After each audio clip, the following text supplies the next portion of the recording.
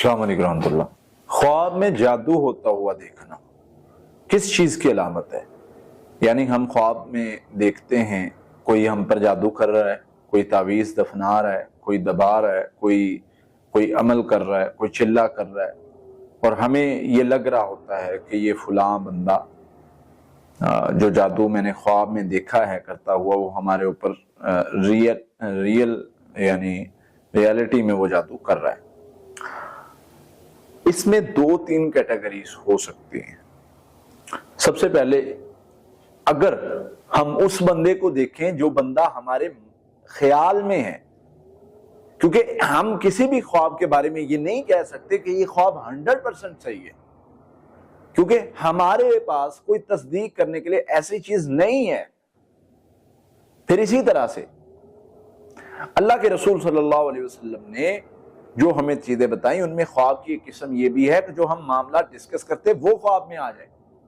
दूसरी किस्म ये भी है कि शैतान हमें आके डरा दे, डिट्रैक्ट कर दे, धोखा दे दे।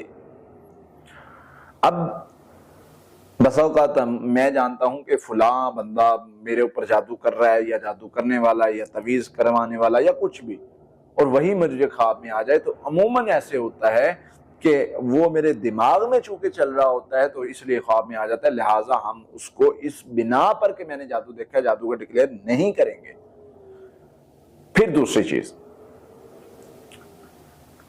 जादू अगर वो नहीं मतलब जादू मतलब हकीकत में वो ना हो और हमें दिखाया जाए ख्वाब में कि वो जादू कर रहा है, तो ये शैतान का धोखा हो सकता है, क्योंकि शैतान चाहता है कि हम लड़ाई करें, इख्तलाफ डालें, और उसको सुकून मिले, उसको बड़ा ओहदा मिले इस चीज से कि वो हमारे दरमियान लड़ाई डाले।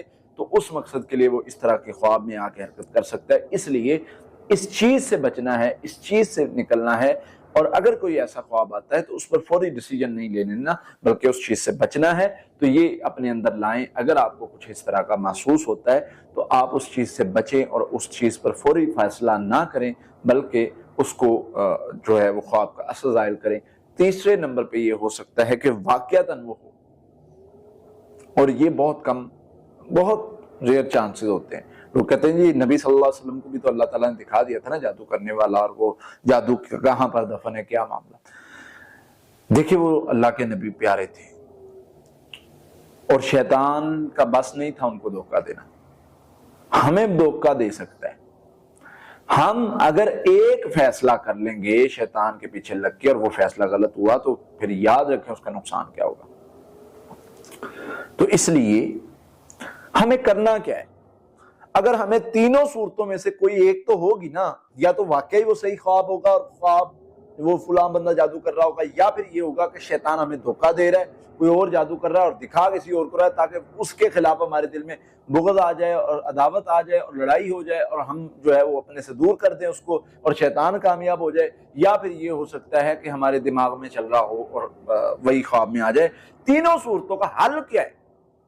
हल ये नहीं है कि उस बंदे से दूर हो जाओ। हल ये है कि आपको अपने आप को महफूज रखने पर गौर करना है, पढ़ाई करनी है, रुकिया दम सुनना है, रुकिया पढ़ना है, ताकि जो भी शर हो वो खत्म हो जाए। अगर शर है, चाहे वो जादू का है, चाहे वो शयातीन का किया हुआ है, या मेरा दिमाग का कुछ भी है, तो मैं भाई अपनी हिफाजत के लिए पढ़ाई करूंगा, मैं खुद को महफूज करने पर काम करूंगा, ना कि मैं सोचता रहूंगा किसने किया किसने किया। भाई किसने किया, वो मिसाल दिया करते ना इकबाल सल्फी साहब के, किसी को कह दिया तुम्हारा कान कुत्ता ले गया उतार के, तो वो कुत्ते के पीछे भागता रहा भागता रहा भागता रहा, भाग भाग के जब थक के खड़ा हुआ, उसने देखा मेरा तो कान वही है। हमें दिखा दिया जाता है कि फलां ने जादू किया और हम उसके पीछे भाग भाग के हलकान हो जाते हैं, जबकि पता चलता है जादू तो था ही नहीं। मेरे पास ऐसे बहुत सारे केसेस आते हैं, लोग लड़ पड़ते हैं, लड़ाइयाँ हो जाती हैं, खानदान अलग अलग हो जाते हैं, और जब बाद में मैं चेक करता हूँ ये तो शैतान की जो है वो चाल थी, जादू तो था ही नहीं।